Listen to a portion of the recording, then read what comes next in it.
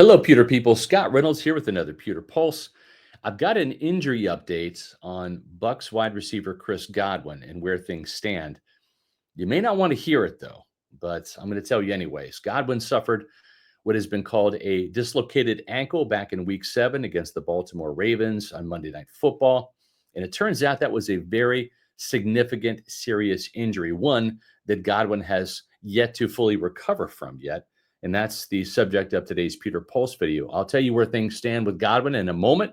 But first, a reminder, hit the thumbs up button on this video. Give it a like. Also, leave a comment. I love reading your comments. And when you do those two things, you know what happens. It puts our video out there in the YouTube algorithm and gets us in front of more awesome Bucs fans with all that engagement. So thank you very much. Also, go to Pewter Report TV, our YouTube channel. Hit the subscribe button. We're just a few subscribers away from 20,000. So thank you very much. Now let's talk about Chris Godwin's return to the lineup, which may not be happening anytime soon, unfortunately.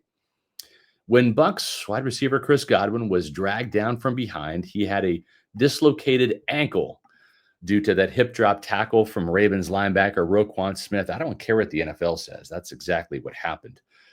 And it was a gruesome injury. And in reality, it was a far more serious injury than his torn ACL that happened in December of 2021 against the New Orleans Saints, which knocked Godwin out for the rest of the season and, of course, the playoffs that year. Let's go back in time to 2022. Chris Godwin, after suffering that injury against the Saints, signed a 3-year contract extension worth $60 million. That's $20 million a year for those of you who are bad at math. That's quite a commitment from the team because they knew that Chris Godwin was going to attack this rehab. And he did. Godwin missed the entire offseason program while he rehabbed from knee surgery, which happened in late December. But he returned to practice in training camp on August 5th, 2022. He did some straight line running and short area simulations while jogging through routes to test his knee. And he had a bulky knee brace on during that process.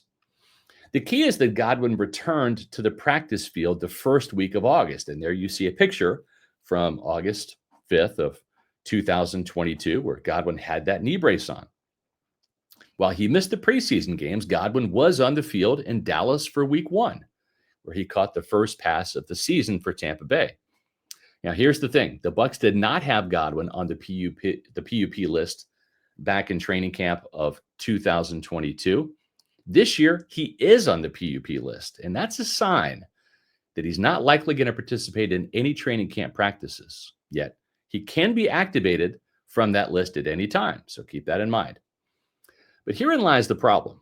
Godwin has yet to do anything on the field. He has yet to take the field to do any running on his surgically repaired ankle. We've seen injured linebacker Anthony Walker do some running in practice with the trainer off on field number 3. But at no point have we seen Godwin do any running or even jogging on the field.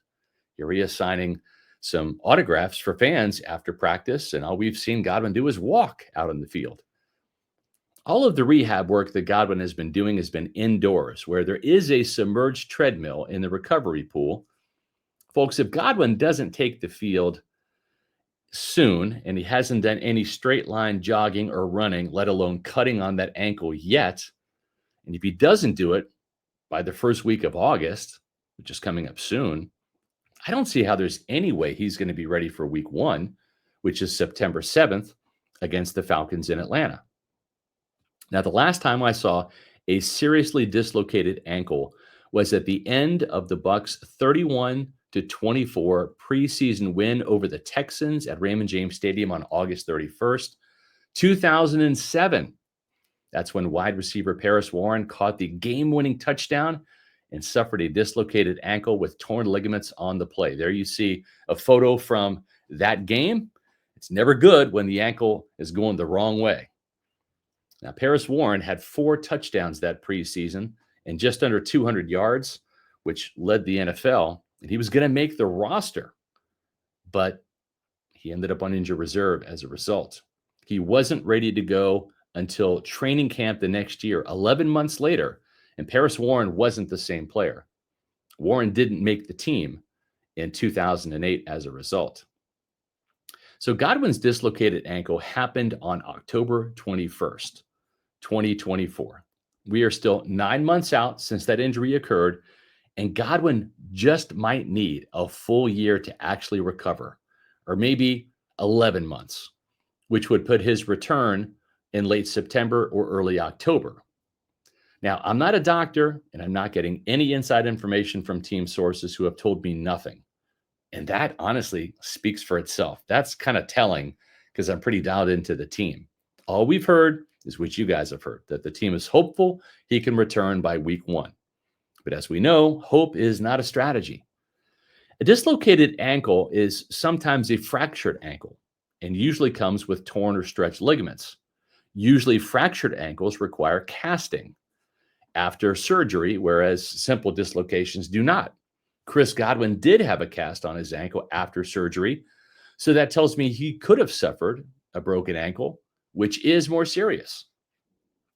Throw in the fact that Godwin had another surgical procedure this offseason, and I just don't see that there's any evidence to where Chris Godwin is going to be available for week 1. And part of me hopes that he's not. I hope he doesn't try to really rush his recovery to the point where he has any type of unfortunate setbacks. I'd rather see him and the team be extremely cautious and have Godwin make a full and complete recovery, no matter how long it takes, even if it's a full year into October. I think that's what's happening, but I don't know for sure. All I know is we haven't seen Chris Godwin do anything anywhere on a practice field. And here we are coming up on the first week of August. Whenever Godwin finally takes the field to do some straight line running, that will be the sign. That will kind of be the start of a 30-day clock. He'll probably be a month away from returning to action at that time, whenever it is, as long as it doesn't result in any type of setback for Godwin. And the thing is, Godwin took the field with a bulky knee brace when he returned to training camp in 2022. It's hard to practice with a knee brace, but it's even harder to practice with an ankle brace. And they're not as sturdy as a knee brace. So that's something to keep in mind as well. And remember, Godwin returned to practice the first week of August in 2022, and he had a chance to play in week 1. We'll see if that happens over the next week or so. That's going to be an indicator, but I'm not sure that that's going to happen. Emeka Egbuka, though, has been on an absolute tear in training camp so far. The rookie is doing the best Chris Godwin impersonation that you'll ever see. So there's no need to rush Godwin back. With Egbuka, Mike Evans, and Jalen McMillan, and Tez Johnson, this team has enough talented receivers for Baker Mayfield to throw to. Throw in a slew of talented running backs and a couple of capable tight ends to target too. And I think this offense is going to be fine for a couple weeks without Chris Godwin. Get well soon, Chris, but also take your time. Well, you guys have been wasting no time in getting our Pewter Report TV YouTube channel to 20,000 subscribers. Thank you very much. We're knocking on that door and should get there in any time now. For more Pewter Pulse episodes and other great Bucs video content like our Pewter Report podcast, that's where you can find them at Pewter Report TV. Follow all the training camp action on social media channels, X, Facebook, and Instagram at Pewter Report, and visit pewterreport.com for all the Bucs training camp news. I'll be back soon with the new Pewter Pulse.